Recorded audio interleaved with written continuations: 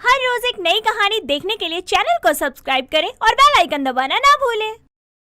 सुलोचना अपने एक लौते बेटे अक्षय की शादी करके अपनी बहू माधुरी को बड़ी खुशी से अपने घर लाती है, ये सोचकर कि उसकी बहू माधुरी बुढ़ापे में उसकी अच्छी खासी देखभाल करेगी और उसका ख्याल रखेगी।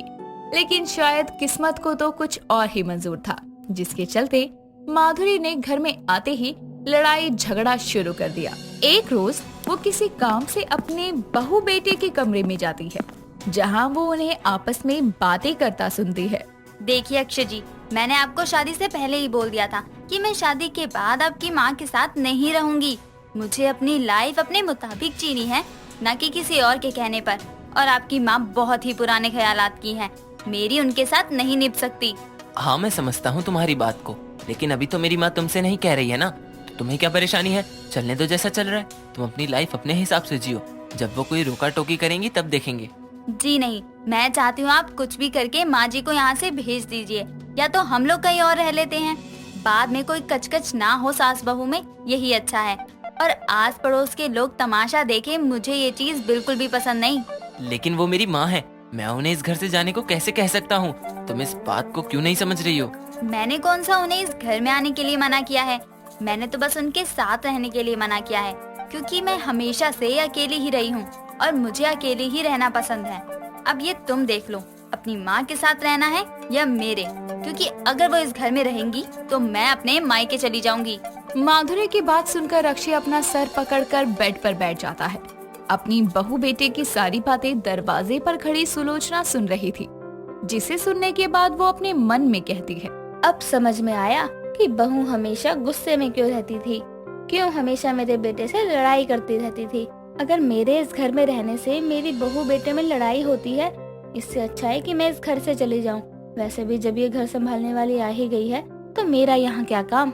अपने मन में इतना कहकर सुलोचना चुपचाप दरवाजे से ही लौट जाती है और जाकर हॉल में बैठ जाती है। कुछ समय बाद उसका बेटा अक्षय ऑफिस जाने के लिए तैयार होकर कमरे से नीचे आता है। तभी सुलोचना उसे रोकते हुए कहती है, बेटा मुझे तुझसे कुछ बात करनी थी। अगर तेरे पास समय हो थोड़ा सा, तो क्या तू थोड़ी देर मेरे पास बैठ सकता है? हाँ माँ, बोलिए ना, क्या बात है? मेरे पास आपकी बात सुनने का टाइम ना हो, ऐसा हो सकता है क्या? बोलिए माँ, क्या बात करनी है आपको? बेटा वो गांव से हमारी पड़ोसन गरिमा का फोन आया था कि हमारी गांव की जमीन को लेकर कुछ विवाद चल रहा है, तो मुझे गांव जाना पड़ेगा। तो हो सके तो मेरी टिकट करवा दे थोड़ा। माँ, टिकट करवाने की क्या बात कर रही हैं? मैं खुद आपके साथ चलूंगा। ये लड़ाई झगड़ा करना आपके बस की बात नहीं है। अगर ये मेरे साथ गांव गया तो इसे पता चल जाएगा कि मैं झूठ बोल रही हूँ।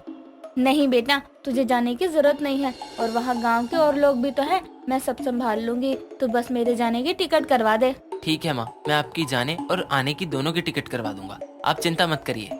नहीं बेटा, तू बस मेरे जाने की टिकट करवा दे, आने की नहीं। मुझे जब वापस आना होगा तो मैं तुझे कॉल करके बता दूंगी। माँ, आप ऐसा क्यों बोल रही हैं? आप चली जाएंगी तो हमारा क्या होगा? इस घर का क्या होगा? मैं आपकी जाने और आने दोनों की टिकट करवाऊंगा बस। बेटा जिद मत कर। और रही बात घर की, तो अब घर संभालने के लिए मेरी बहू आ तो गई है। मुझे अब इस घर को लेकर कोई चिंता करने की जरूरत नहीं है। तू ज्यादा मत सोच, बस मेरी गांव जाने की टिकट करवा दे। इस बात से अनजान अक्षय कि उसकी माँ अब हमेशा के लिए गांव जा रही है, वो उसकी गांव जाने की टिकट करवा देता है। और अगले दिन सुलोचना अपना सामान लेकर अपने गांव के लिए निकल जाती है। ये सब देखकर माधुरी बहुत खुश थी। ऐसे ही समय बीतता है, लेकिन सुलोचना अपने घर वापस नहीं आती और अक्षय के पूछने पर वो हर बार कोई ना कोई बहाना बना देती।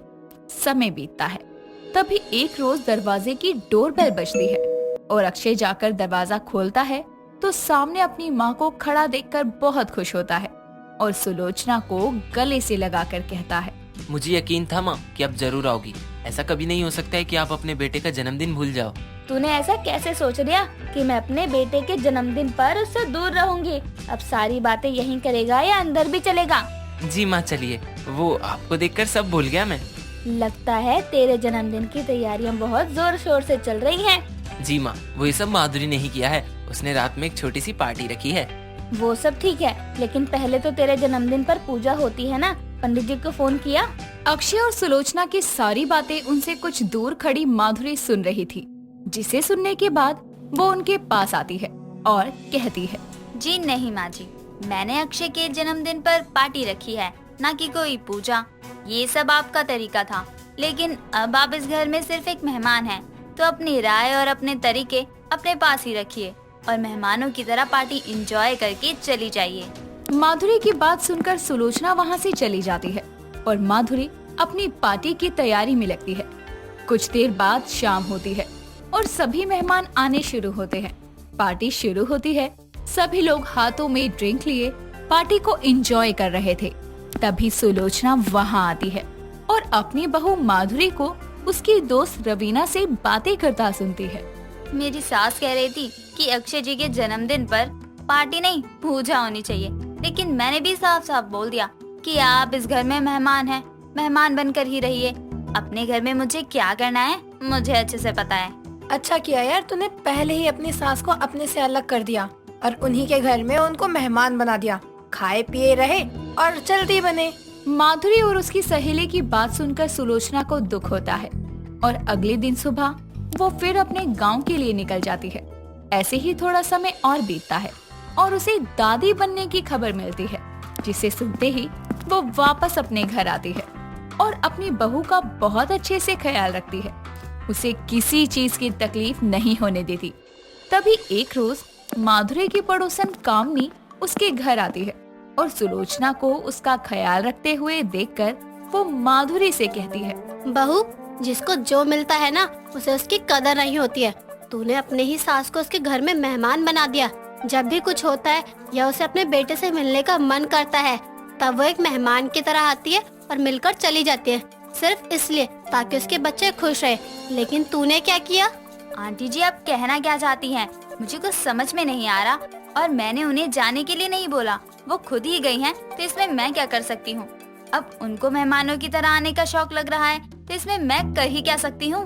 बहू, तुमने डायरेक्ट नहीं कहा, लेकिन इनडायरेक्ट तो अपनी सास को उसके घर में ही मेहमान बना दिया ना, अपनी लाइफ जीने के लिए, अपने यार दोस्त के साथ रहने के लिए।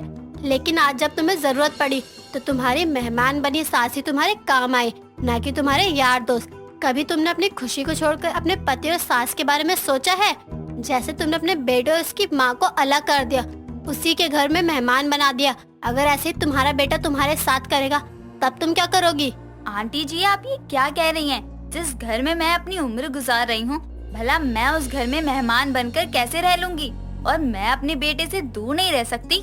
तुम्हें सोचकर ही डर लग रहा है, लेकिन तुमने अपनी सास को ये दुख दिया है। सोचो उसे कैसा लगा, सोचकर देखना एक बार मेरी बातों को।